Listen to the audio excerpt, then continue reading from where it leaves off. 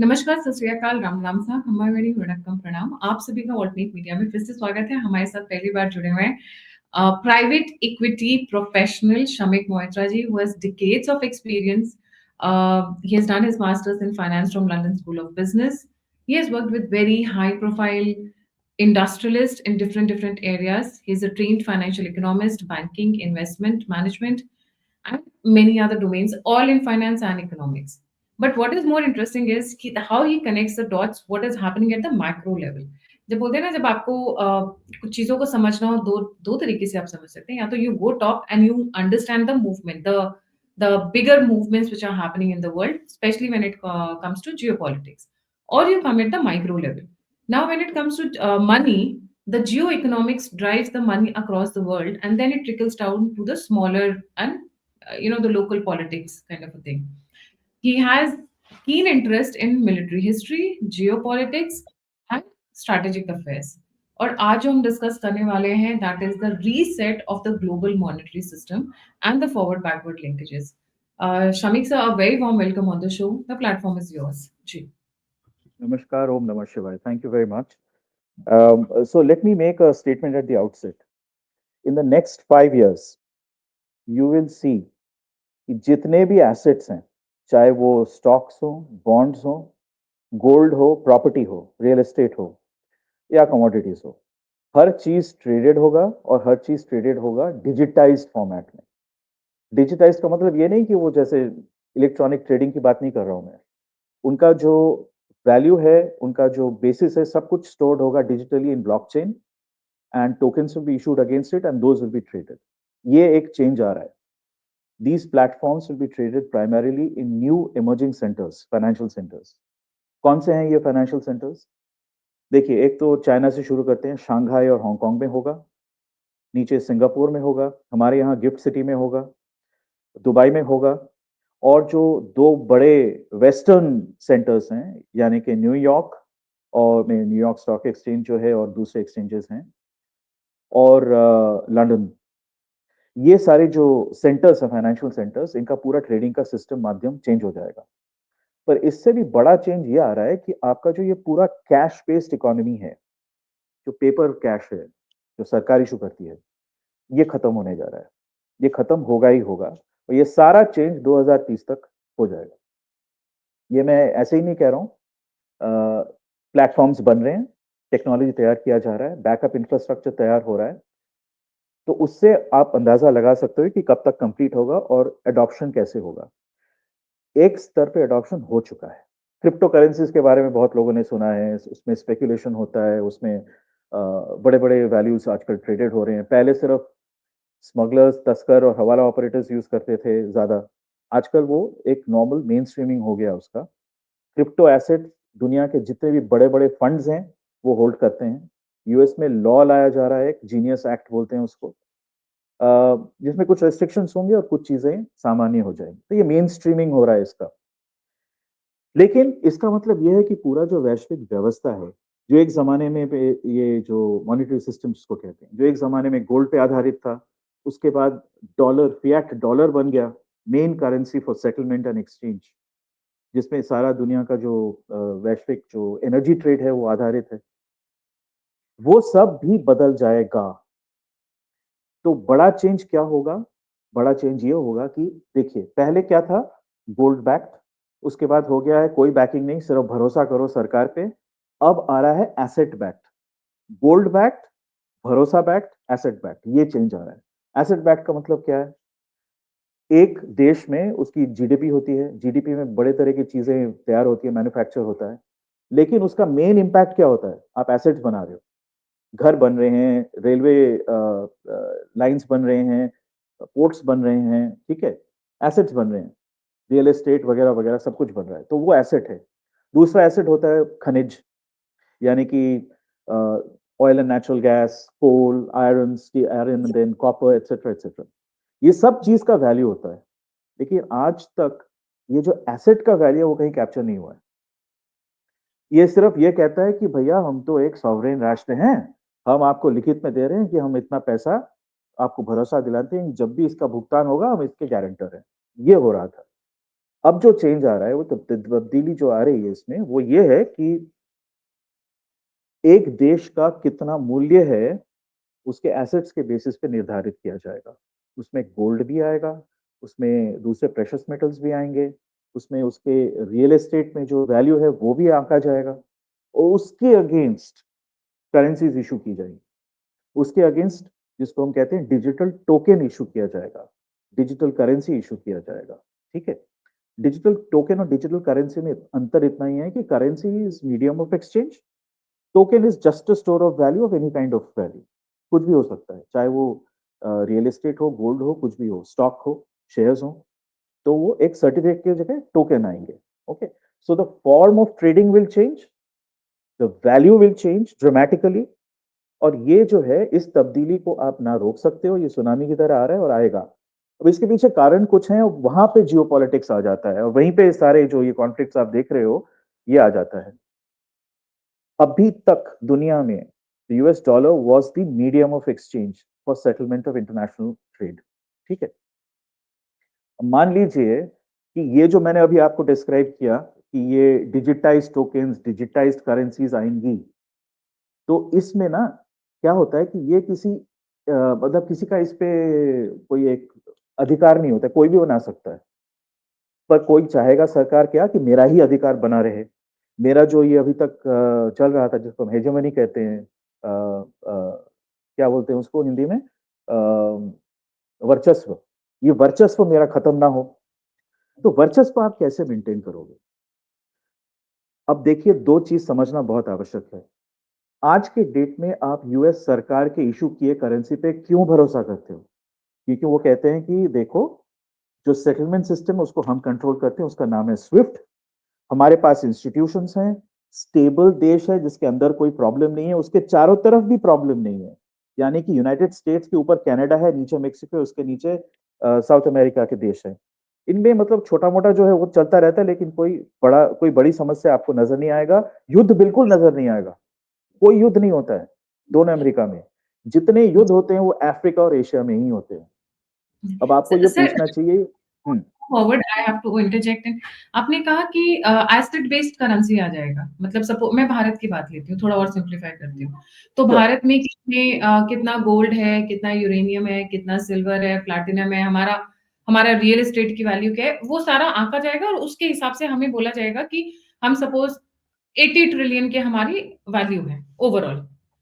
पर ये नापेगा कौन कि हमारी वैल्यू कितनी है? Who is going to do that digitised currency या डिजिटाइज्ड टोकन? वो भारत करेगा सरकार ही या कोई करेगी, सरकार ही गवर्नमेंट करेगी। करेगी? सरकार ही करेगी, सरकार जो आपको जिसको कहते हैं स्टैटिस्टिकल ऑफिस है, वो सारी चीज़ों को नापती है, नीति आयोग को सौंपती है, नीति आयोग सरकार को बताती है, फिर सरकार बताती है कि ठीक है, इंडिया में जितना ये सब कुछ है, उसका टोटल वैल्यू ये है, एसेट वैल्यू ये है और एनुअल जो प्रोडक्शन है, यानी कि जीडीपी वो इतना है। अब जो करेंसी है, करेंसी का बेसिस जो है उस बेसिस पे करना पड़ेगा, ठीक है? वापस चलते हैं उस पे कि यूएसए क्या चाहती है? कोई और देश अब देखिए रिसोर्सेज़ तो सिर्फ अकेले यूएस के पास नहीं है। पूरे विश्व के पॉपुलेशन का वो 4% है, ठीक है? पूरे विश्व का जो रिसोर्स बेस है, उसका 10% से भी कम है उसके पास, एक्चुअली देखा जाए तो। तो वो क्यों एकमात्र करेंसी हो जिसमें सेटल किया जाए? यही लड़ाई है, बेसिक लड़ाई यही है। यूएस डॉलर का हेजेमनी चलता रहे या दूसरे करेंसीज़ को भी साँस लेने की जगह मिले और उनका करेक्ट मूल्यांकन हो, ये लड़ाई है। अच्छा आप देखिए जो मैं कह रहा था ना, यूएस कहती है कि भैया we are an island of stability.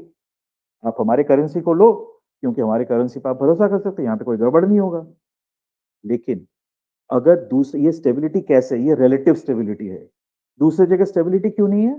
युद्ध हो रहा है, अशांति फैल रही है, अंदर से ताकतें कुछ कर रही हैं। जैसे इंडिया हम सुनते हैं ना, टुकड़े-टुकड़े करो, चारों तरफ आप देखिए अशांति ही अशांति है। पाकिस्तान अशांत है, अफ़गानिस्तान अशांत है, नेपाल शांत था, वो अशांत कर दिया गया है, बांग्लादेश यूएस शांत था, है ना, अशांत कर दिया गया है। जहाँ ये सारा शांति होती कराया जा रहा है। है हाँ, यूएस आ जाती है। जहाँ पे शांति होगी, वहाँ पे स्थिरता आएगी, जिसको हम कहते हैं स्टेबिलिटी। करेंसी का वैल्यू स्टेबिलिटी से आता है, ये बात आपको समझना पड़ेगा। करेंसी का वैल्यू स्टेबिलिटी से आता है सबसे ज़्यादा, उसके बाद दूसरी चीज़ें आती हैं जैसे मुद्रास्फीति, इन्फ्लेशन कितना है, एम्प्लॉयमेंट लेवल्स क्या हैं, कितना उत्पादन हो रहा है, वो सब तो बाद में आता है। स्टेबिलिटी नहीं होगी, तो आज का आप कर रहे हो उत्पादन, कल नहीं कर पाओगे। यही कहेंगे ना लोग। तो रिस्क बढ़ जाएगा करेंसी का और उसका वैल्यू कम हो जाएगा। तो यूएस का काम, यूएस और उसके जो साथी देश, उनका काम ये रहा है कि स्थिरता दूसरे जगह फैलाओ और हमारे इर्द-गिर्द उसको कम करो। तो हम दूसरों की अपेक्षा में स्थिर दिखें, स्टेबल दिखें, तो हमारा करेंसी वैल्यूएबल हो गया। उसी में एक्सचेंज करना, medium of exchange US dollar रखना, फिर एक अक्लमंद का काम। तो ये जो सिस्टम है ना, ये टूट रहा है। अच्छा, दूसरा एक चीज है, एक अद्भुत क्या बोलते हैं उसको, स्किज़ोफ्रेनिया टाइप का एक सिचुएशन हो गया यूएस में। यूएस में कहते हैं डीप स्टेट है। डीप स्टेट कुछ नहीं है, डीप स्टेट एक बहुत ही अमीबा जैसा चीज है। उसमें तरह-तरह के लोग घुसे हुए हैं। इंडस्ट्रियलिस्ट हैं, उनका इंटेलिजेंस सेटअप है, ब्यूरोक्रेट्स हैं, पॉलिटिशियन, सब तरह के लोग हैं, जो पावर में और पीछे से वो चाबियों को घुमाते रहते हैं।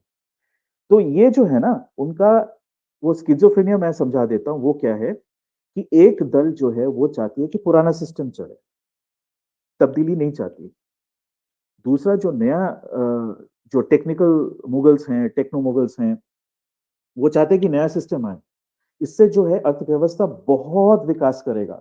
आप अगर एसेट के बेसिस पे करेंसी इश्यू करोगे, उसका वैल्यू और दुनिया के सारे एसेट्स, उसका वैल्यू कहीं ज़्यादा होगा, ठीक है?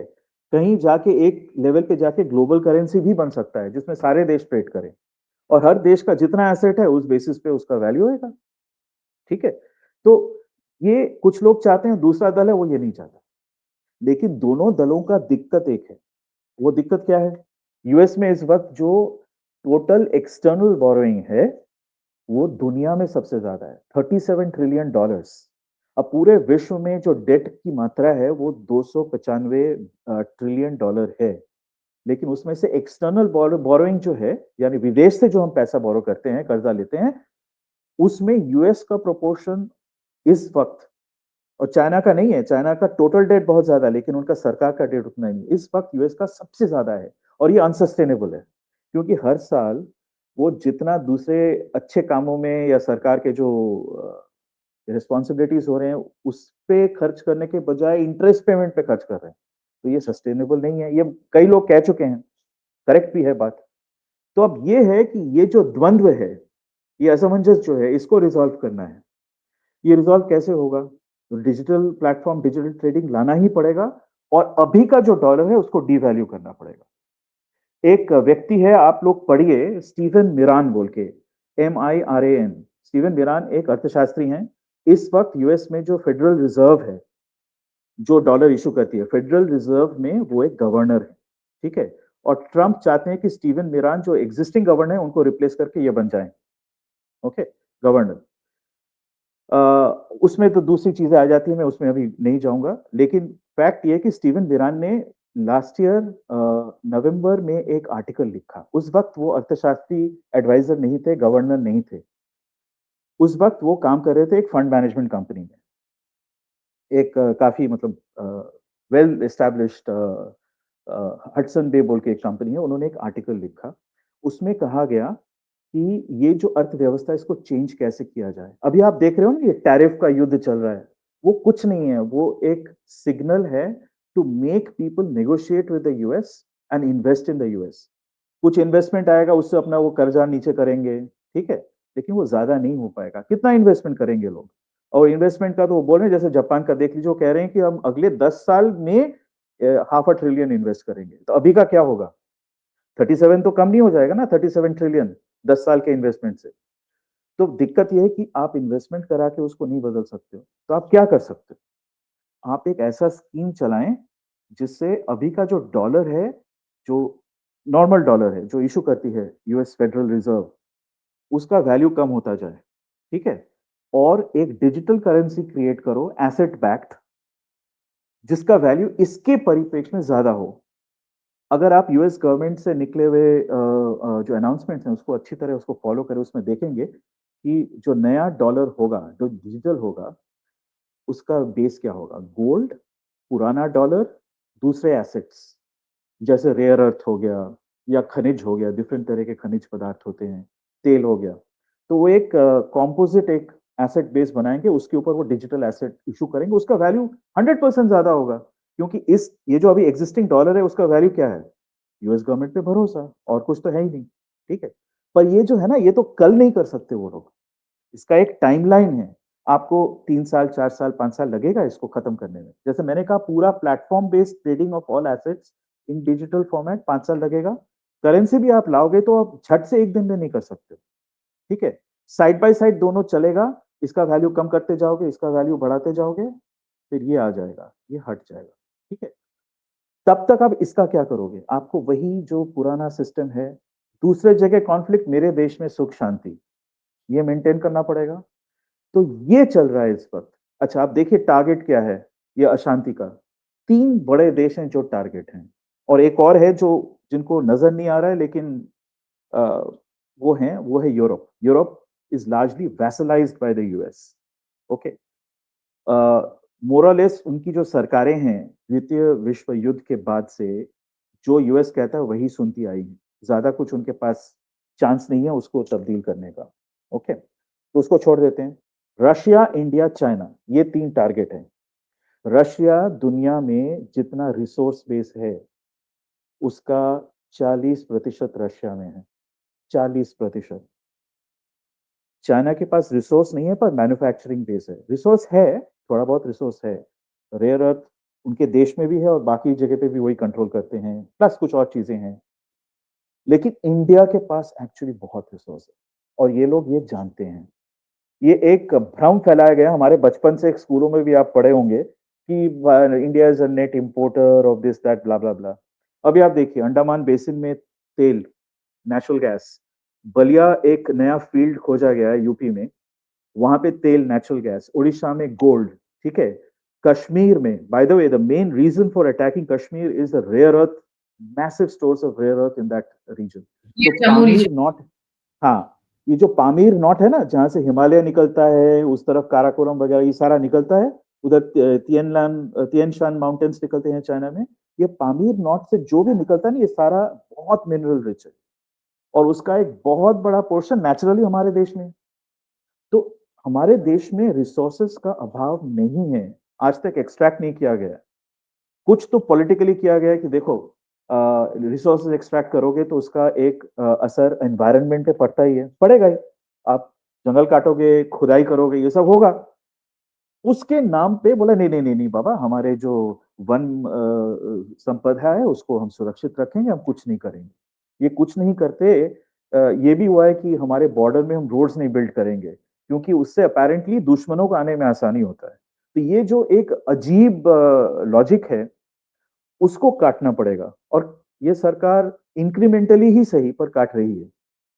तो ये है कि दूसरे विदेश के लोगों को ये दिख रहा है कि इंडिया बदल रहा है, इंक्रीमेंटली सही पर बदल रहा है।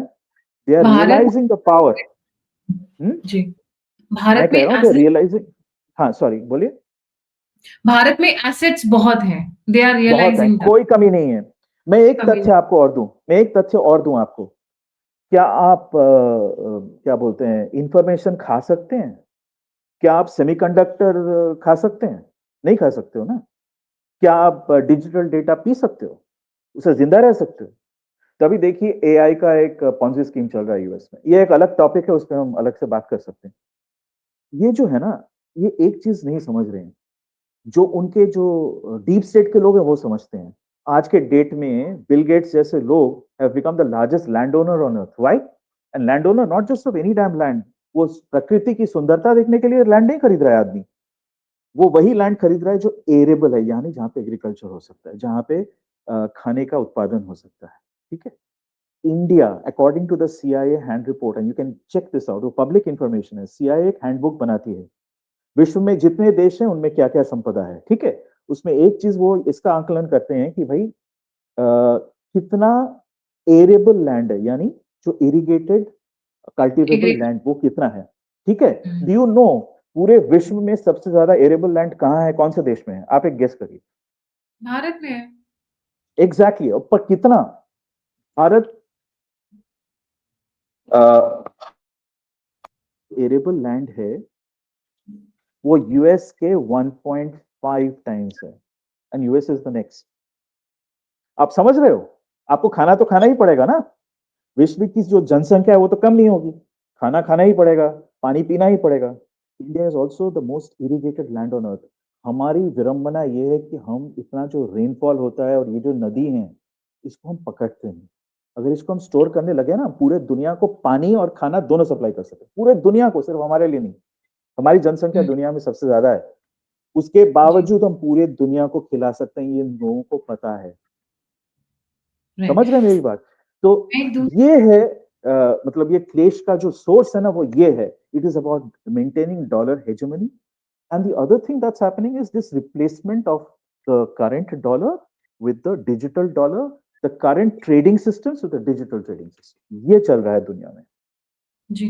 सर आपने कहा डिजिटल डॉलर, ये is it something like CBDT जैसे भारत में It is, CBDT it is, it is, it is. तो CBDC जो है ना, वो दुनिया में सारे देश अभी ला रहे हैं। वो लाना ही पड़ेगा क्योंकि like I said, this whole paper centre currency back business, digital currency, right? CBDC centre back it digital is, currency. no, it's not center, it's, uh, I'm forgetting the full form of the acronym. Basically, hmm, it's a government-backed, digitized, currency. It's like a digital token, but it's backed by the government, so it becomes currency. That's sir the अभी difference. Token अभी कोई भी में issue कर सकता है। अभी तो हमारे पास okay now this is little confusing for me also and I am talking for lot of my viewers. हमारे पास अभी पेपैल है, पेटीएम है, गूगल पे है, फ़ोन पे है। तो जब डिजिटल करेंसी आएगी तो डिफरेंस क्या रहेगा? अभी भी फ़ोन के अंदर ही पैसे होते हैं। I mean you have a phone, you have the money, you just पे इट एनीवेयर। तो डिफरेंस ये है कि जो आप पेपैल या किसी चीज के, आप पेटीएम या जो भी है, फोन पे वगैरह जो भी है, इनके इनके थ्रू जब आप एक्सचेंज कर रहे हो ना, जो वैल्यू आप एक्सचेंज कर रहे हो वो वही पुराना फिएट करेंसी है सरकार का। डिजिटल करेंसी का मतलब है कि एक तो आप सिस्टम चेंज कर रहे हो, एक सिस्टमिक चेंज हो रहा है। Everything anyway is electronic, I accept. और ये लोग इसमें वॉलेट बना के करते हैं, और एक रिस्ट्रिक्टेड वैल्यू होता है up to which you can do the payments etcetera on them, isn't it? In a day you can't spend more than X, ये सब होता है। उसका कारण है क्योंकि there is a limit to the amount of money that is stored in this format. Fully electronic system आज तक किसी भी देश में नहीं है। मेरे मेरे बैंक में 1 लाख से ज़्यादा की मैं यूपीआई से 1 लाख से ज़्यादा की ट्रांज़ैक्शन नहीं कर सकती हूँ। तो क्या जब करेक्ट। सीबीडीटी आएगा तो मैं 1 लाख से ऊपर की ट्रांज़ैक्शंस कर सकूँगी, ऐसा करके कुछ है क्या? No, no, it's not that. It's that even if you do, there is no problem because it'll be much easier to keep track. It'll automatically get updated all the way into the government systems. See, there is a whole process of reconciliations which happens in your wallet. फिर bank में reconciliation होता है, फिर वो data accumulate करके RBI वगैरह वगैरह के पास जाता है, ठीक है? Because they want to keep track की मनी सप्लाई कहाँ जा रहा है, कितना हो रहा है, इसीलिए वो रेस्ट्रिक्शंस लगाते हैं। बिकॉज वो कैसे करेंगे, वो बैच में आ रहा है ना फाइल, उसको प्रोसेस करके फिर आप करोगे। बट इससे क्या होगा, automatically immediately it will replace. In fact एक बात बताऊं आपको, the major function of banks will sort of disappear in the current format. It banks will become something else. Because I'll आज के डेट में क्या है। हाँ come to बोलिए। that also. Yeah, but please explain this one. मैं बता रहा हूँ, ये बहुत इंपॉर्टेंट पॉइंट है। बैंक का मेन फंक्शन है CASA, current account, savings account. आप जाके पैसा डिपॉजिट करते हो, और वो जो पैसा डिपॉजिट है उसको आप खर्च कर सकते हो। बैंक आपका पैसा लेके क्या करती है, वो लोन देती है। आप डिपॉजिट के लिए जो इंटरेस्ट बैंक देती है आपको, और लोन देने के लिए बैंक को जो पैसा मिलता है, ये difference of interest is there income. ये सिस्टम चल रहा है, ठीक है ना? Now in the new system, आपको बैंक के पास रखने की क्या जरूरत? कोई भी किसी भी एक प्लेटफॉर्म आप क्रिएट कर दो, चाहे वो बैंक ही चलाए। ब्रांचेस की आवश्यकता नहीं है, ये होल कासा वासा ये सब चले, जरूरत ही नहीं है। एक कॉमन चीज होगा, उस पे गायत्री देवी के अगेंस्ट इतना पैसा है, ठीक है? गायत्री देवी उसको जैसे मर्जी खर्च करे, ऑटोमेटिकली और इमीडिएटली अपडेट होगा। जैसे ही आप 1 रुपया भी खर्चा करेंगे ना, वो सेंट्रल रजिस्टर में ही अपडेटेड हो जाएगा। Doesn't need to go through all these layers of reconciliation तो and अभी transactions. तो अभी क्या इसीलिए बैंकिंग सिस्टम में इतना चेंज आ रहा है? निर्मला सीतारमन ने अभी अनाउंस किया था तो बिल्कुल। बिकॉज़ शी सेड कि you know the world is going through a lot of economic changes and we need to have world class banking system. तो we need she's doing mergers, right? Big mergers are coming. Banking के बड़े-बड़े banks गायब होने वाले हैं। That is also because of another problem. Indian banks, the balance sheets need repair and consolidation, because what has okay, happened is over the years they had accumulated a lot of NPA. Non performing non assets, ठीक है? Assets हाँ। उन्होंने हुँ, कर्जे दे दिए लेकिन उसको वापस खींच नहीं पाए, ठीक है? हुँ, लेकिन डिपॉजिट्स भी बढ़ते गए हैं but at a stage when they I mean they couldn't recover. एक एक स्थिति ये आ सकती है कि मान लीजिए किसी बैंक में 25% नॉन परफॉर्मिंग एसेट्स है, उसको आप राइट ऑफ नहीं करते हो, उसको इम्पेयर्ड करके अपने बुक्स पे लगा के रख देते हो, okay? Then at certain point उसको राइट ऑफ भी करना पड़ता है। तो क्या हो रहा है, जितनी बार आप एक एसेट को राइट ऑफ कर रहे हो उसका पैसा कहाँ से आएगा? बैंक का जो बैलेंस शीट है उसी में से आएगा ना। आप उसके इक्विटी को कम करोगे, पैसा गया, दैट्स आउट, इट्स डिस्ट्रॉयड।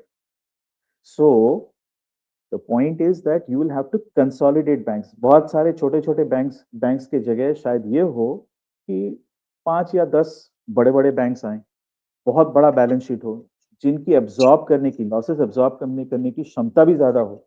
ये सारी तब्दीलियां हैं, तो वो कंसोलिडेशन उस वजह से हो रहा है। अच्छा कंसोलिडेशन उस वजह से हो रहा है, तो I will come back to उस द वजह सेम से हो पॉइंट। रहा है। हाँ, आपका आप यू सेड कि बैंक्स विल डिसअपीयर क्योंकि हमें करंट अकाउंट या सेविंग्स अकाउंट रखने की ज़रूरत नहीं रहेगी। मेरे नाम पे हाँ, मैं सपोज़ कह रहा हूँ ये जो ये तथाकथित रिटेल बैंकिंग है ना, कासा बैंकिंग, वो डिसअपियर कर जाएगा। बैंक्स के दूसरे फंक्शंस भी हैं। See bank is also in a position to assess loans and give loans. तो वो तो एक फंक्शन है ना जिसको मर्चेंट बैंकिंग बोलते हैं, वो तो रहेगा। वो इंटीमेशन मीडिएशन रहेगा, कौन करेगा? नहीं तो उसको कोई भी जाके लोन तो नहीं ले सकता ना, कौन सेंट्रल बैंक के देखेगा रजिस्ट्री में। राइट। हाँ, तो वो असेसमेंट जो है, जो रिस्क है, उसको समझना, हर चीज आप एआई के बेसिस पे भी नहीं कर सकते हो। Everything can't be algorithmized. So there'll be a function which banks will perform. It will mainly be to create assets. Creation of asset means creating a loan. A loan is an asset on a bank's book. ठीक है? और जो हम deposit देते हैं, that is their liability. ये है। तो तो वो फंक्शन डिसअपियर कर ही नहीं सकता इस वक्त। हुँ, कुछ चीजें बट हैं, बैंक रेगुलर चीजें वो हो सकता है, बट आई डोंट थिंक। जैसा अभी आपने बोला just for the sake of current account, savings account वो सब वाली जो वो वाली चीज़ें जो हैं वो धीरे-धीरे कम होती जाएँगी या प्रॉब्ली समाप्त हो जाएगा। समाप्त हो जाएगी। क्योंकि जी। काम क्या, आप खुद ही बताइए ना, आप बैंक में जाके करती क्या? आप बैंक में नहीं जाके कुछ भी बैंक नहीं करती हो आजकल ब्रांच में, ज्यादातर हाँ, ऑनलाइन हो गया एक तो, ठीक है। लेकिन उसमें लिमिट्स क्यों लगे हुए हैं? जैसे मैंने कहा ना, लेयर्स बने हुए हैं, बैंक है, उसका ब्रांच है, फिर रीजनल ऑफिस है, हेड ऑफिस है, रिकंसिलिएशन हो रहे हैं, फिर कंसोलिडेटेड डेटा जा रहा है आरबीआई के पास, जो वॉच रख रही है मनी सप्लाई पे। एक उसका रिपोर्ट मिनिस्ट्री ऑफ फाइनेंस पे जा रहा है, स्टेट गवर्नमेंट के पास जा रहा है, उनको पता लग रहा है अच्छा अभी अर्थव्यवस्था में ऐसे चल रहा है मनी का फ्लो, ठीक है। तो उस बेसिस पे ये लोग इंटरेस्ट सेटिंग भी करते हैं, कई सारी चीजें देखते हैं, पर ये भी देखते हैं। तो पॉइंट है कि अगर वो सारा सेंट्रलाइज्ड हो जाए, एक सेंट्रलाइज्ड रजिस्टर बन जाए, तो फिर क्या आवश्यकता है? What is the intermediation left? There is no intermediation left, जरूरत नहीं। So banks will become lenders. Deposits may still be kept with banks, but they have no function to perform in terms of letting you use your money. वो function खत्म हो जाएगा, मैं ये कह रहा हूँ। You can use your money anyway. आपको मतलब लॉट बैंक की of permission. Will go away हाँ, सॉरी। इन दिस हाँ, lot of technology. it. All these functions will transform and change. Banks will be focused more on risk management. They'll be focused more on lending activities, asset creation, hmm, asset validation, recovery of investments. यही सब करेंगी। They will hmm. not be concerned with the day-to-day functioning of the day-to-day functioning of the monetary system. Normal public As daily in, जाती है, ये लाइनें हाँ, लगी वो रहती पब्लिक फेस है, खत्म हो काफी जाएगा, कम हो जाएगा, काफी कम हो जाएगा। काफ़ी कम हो जाएगा। तो कमिंग बैक ये जो ग्लोबल मॉनेटरी रीसेट है, that sounds very interesting sir. But ये भी तो हो सकता है जैसे अब मैं बहुत लेमैन्स लैंग्वेज में समझने की कोशिश करूँगी क्योंकि बहुत सारी मैक्रो डेवलपमेंट्स हो रही हैं। गोल्ड से हटे पेपर पर आए, पेपर से हटे वापस एसेट्स पे जा रहे हैं। अ, ये भी तो हो सकता है कि कल को फॉर एग्ज़ाम्पल मैं फ़नी सा एग्ज़ाम्पल दे रही हूँ, पाकिस्तान आकर बोले कि भैया मेरे पास करोड़ों टन गोल्ड है। नाउ हू विल से कि ही इज़ राइट और wrong? Who will do that assessment whether this country is being truthful और इज़ बीइंग रॉन्ग मतलब ये सही कह रहे हैं या गलत कह रहे हैं? उस बात के लिए फिर भी तो कोई एक एक्सटर्नल एजेंसी होनी होगी ना, या नहीं? See, those agencies don't exist today, but they will be formed as part of this whole global reset. मैं आपको एक दूसरा सवाल पूछता हूँ। आप पाकिस्तान की बात कर रही हैं, जो एक फेल्ड स्टेट है, तो सबको पता है क्या प्रॉब्लम्स है। उनकी बातों पे उतना भरोसा भी कोई करता नहीं है। ट्रम्प साहब जो कर रहे हैं, वो उनका प्रॉब्लम है। How about China? how transparent is China? How much Trans do we trans really know about not what's happening inside that economy? सब true. guesswork है, speculative है. Everyone yuan is the first economy yuan को बहुत Yeah. जानबूझ के down So, करके रखा हुआ था सो दैट कि डॉलर के अगेंस्ट हाँ. They can win the war trade war जी So here's the simple question. हम अर्थशास्त्र में देखते हैं कि बिलीवेबिलिटी क्या है, क्रेडिबिलिटी क्या है. Risk is a function of credibility. तो आप मान लो इंडियन सरकार है. आई थिंक ट्रांसपेरेंसी में हम we are probably better than से China. Definitely way better than North Korea, but probably not as good as, say, Japan, just to give an example. Okay. I would even assert that in certain ways we are better than America. That again is a topic, a different topic. But obviously, हर सरकार का, हर देश का थोड़ा बहुत credibility में अंतर रहेगा. तो क्या होगा कि मान लीजिए कोई कह रहा है कि मेरे पास $10 ट्रिलियन के एसेट्स हैं, कोई कह रहा है मेरे पास 20 हैं, पर 20 वाला जो है वो कम क्रेडिबल है, तो आप उसको डिस्काउंट करोगे ना.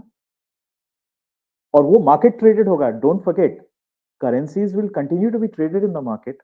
जब तक एक ग्लोबल करेंसी ना बन जाए, तो मार्केट में ट्रेडेड होगा, तो वैल्यू असाइन हो जाएगा ना, कितना बिलीव कर रहे हो आप उनके क्लेम्स का. End of the day an asset is a claim. ठीक है. कोई भी एसेट एक क्लेम है कि मेरे पास ये प्रॉपर्टी है, मेरे पास सोना है, ये है, जो भी है, एक क्लेम है. उसका वैलिडेशन जब तक आप नहीं कर पाओगे, आप उसको डिस्काउंट करोगे ना. मान लीजिए मैंने आपको बोल दिया कि गायत्री जी मेरे पास 50 तोला सोना है. आप अगर मुझ पे विश्वास नहीं करोगे कि है कि नहीं, मुझे तो फिजिकली लाके दिखाना पड़ेगा ना. अब एक देश तो वो कर नहीं सकता. तो वो ट्रांसपेरेंसी, क्रेडिबिलिटी कहाँ से आता है? वो आता है देश के इंस्टीट्यूशन से.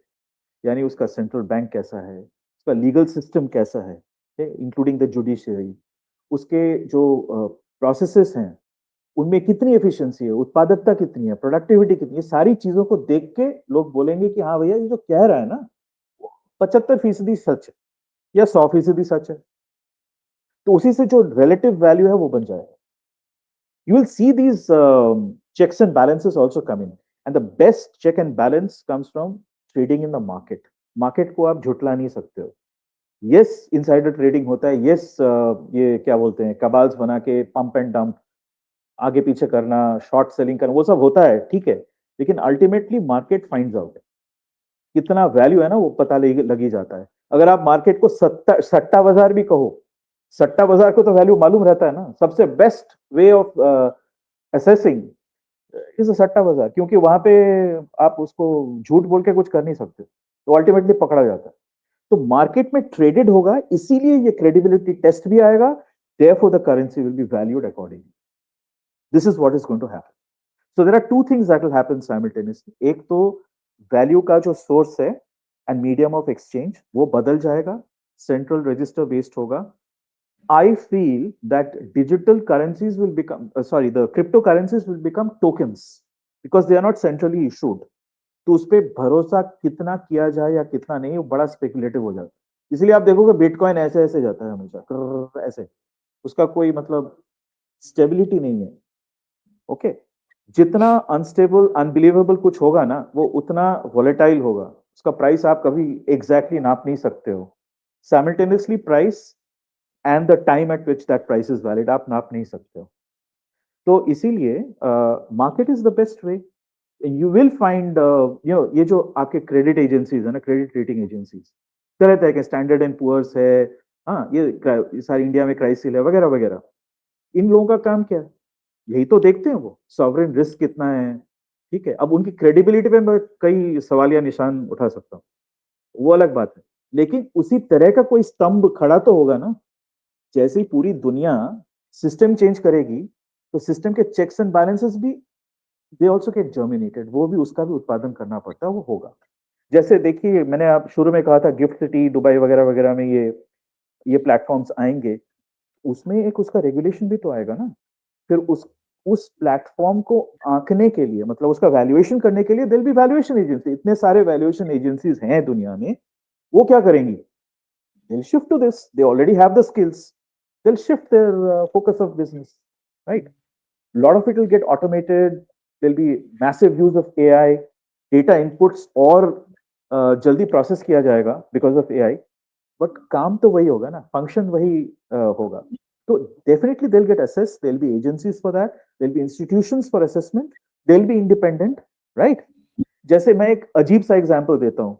यू हैव हर्ड कि पाकिस्तान ग्रे लिस्ट में गई थी ना, एफएटीएफ के. तो एफएटीएफ क्या है? वो देखती है कि ये टेरर फाइनेंसिंग करती है कि नहीं, या sort of under the radar financing ज्यादा हो रहा है कि is it like all absolutely overboard.